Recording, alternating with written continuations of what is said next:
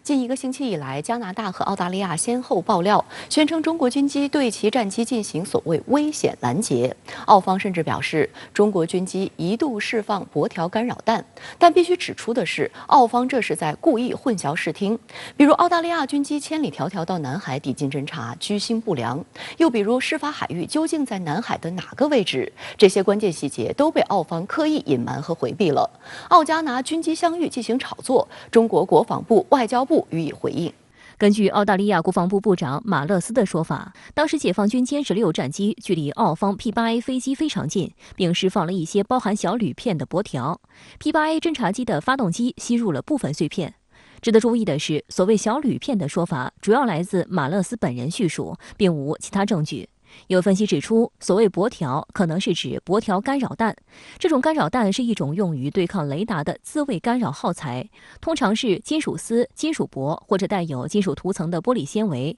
一般用于自卫式干扰。通常情况下，箔条干扰弹在敌方目标上空释放，随后箔条分裂散布成云状，并低速降落，对敌方雷达信号产生散射，使其不能正常工作。也有分析认为，根据澳方释放出的有限消息，也不排除是澳 P8A 上的红外干扰吊舱利用其激光对中国战机进行照射，或者澳大利亚军机的其他系统触发了中国战机的自卫系统，使得中国战机投放了红外干扰弹和箔条。因为箔条和红外干扰弹是根据事先设定的程序投放，二者通常是并用的。外界也注意到，除了无端指责中国军机行为非常危险外，澳方刻意隐瞒和回避了一些关键细节，比如事发海域究竟在南海哪个位置，离中方岛礁有多远，他们来这儿的目的是什么。此外，在拦截发生前，澳方军机到底做了什么？澳大利亚的南海政策近年来是发生了一个比较大的转变，就是在之前呢，澳大利亚在南海问题上一直声称要维持一个模糊的立场，就是不愿意公开选边。但是在2020年7月份的时候，澳大利亚追随美国向联合国提交了一个声明，就是反对中国在南海的主张。与此同时呢，澳大利亚也开始追随美国，不断是派遣军舰、军机到南海来进行所谓的自由航行。那么口头上虽说是自由航行，但实际的目的我们都知道，就是向中方进行挑衅。近年来，澳大利亚紧随美国脚步，在南海地区搞对抗，曾多次使用侦察机对中方采取挑衅行动。据《南海战略态势感知》介绍，今年2月24日，澳空军一架 P8A 反潜巡逻机从本土部署至冲绳加手纳基地，随后仅2周时间，已累计6次前往台湾以北的东海开展抵近侦察活动。另据国防部披露，2月17日，中国海军编队在澳大利亚以北海域活动时，曾遭到澳空军一架 P8A 反潜巡逻机的跟踪滋扰，最近距离中方舰艇仅4公里。澳国防部则恶人先告状，称中国海军舰艇于17日使用激光照射澳军反潜巡逻机，遭到中方否认。去年11月，还发生了澳方的 P8 军机侵入中国西沙群岛领空事件，严重损害中国主权。回顾这几次事件，澳方抹黑中国军方的伎俩如出一辙，而加澳等国近日频繁炒作此类话题，散发出一股五眼联盟的味道。这些国家到别人家门口偷听偷看，却觉得理直气壮。有分析指出，外国舰机在中国家门口晃悠、搞小动作，解放军必然会采取跟踪监视、警告、驱离等措施，维护国家主权和领土完整。即便加澳战机真的曾经遇到过被拦截的情况，也是在抵近侦察过程中无视中方的警告，在驱离过程中还一味非法抵近。在这种情况下，解放军必须采取更严厉的措施来应对，捍卫领空安全。周一，《环球时报》原总编辑胡锡进发表文章称，加澳军机来中国周边搞事，却是承受不起空中对抗游戏的妈宝。文章指出，这2个五眼联盟国家均显示出国际泼皮无赖的嘴脸，因为他们指控的摩擦均发生在中国附近海域的上空。连一些加拿大网友都问，他们国家的军机跑到8000公里之外的中国旁边去干什么？南海离澳大利亚同样距离遥远，但澳大利亚在这里的表现，仿佛它就是一个域内国家。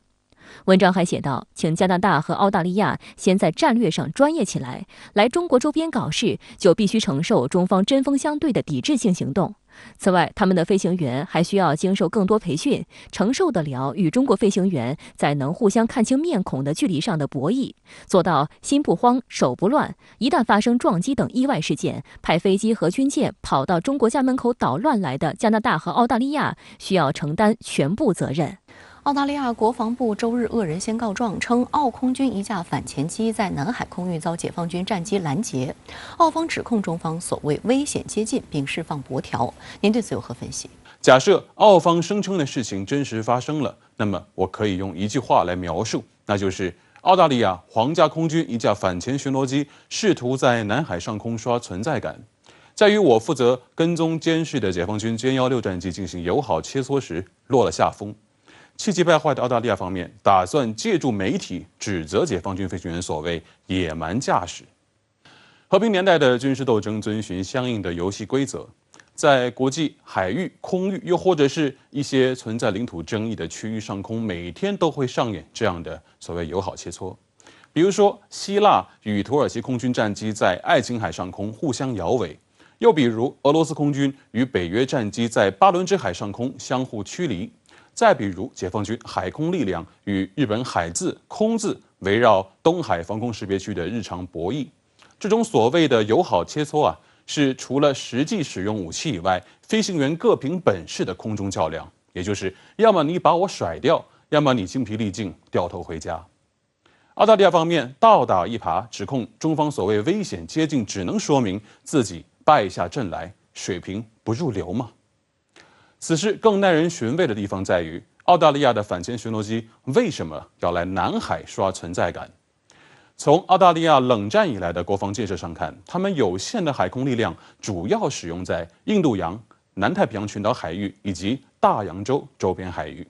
来一趟南海已经算得上是劳师远征了。根据开源情报显示澳大利亚空军这架战术编号为 A47-008 的反潜巡逻机是在今年2月从澳洲本土部署至冲绳加手纳基地的。也就是说，澳大利亚空军的战机是在借助亚太盟友的军事基地，对中国周边海空发起军事侦察行动。请注意，行动发起者是对方。现在，对方试图借助所谓官方声明与媒体赋能的方式大肆渲染此事，颇有些舆论战的意思了。这让我不禁想起当年 CNN 记者登上美国海军 P-8A 反潜巡逻机，在中方的南海岛礁上空盘旋，使用宣传机器为所谓南海仲裁案进行舆论准备的老黄历。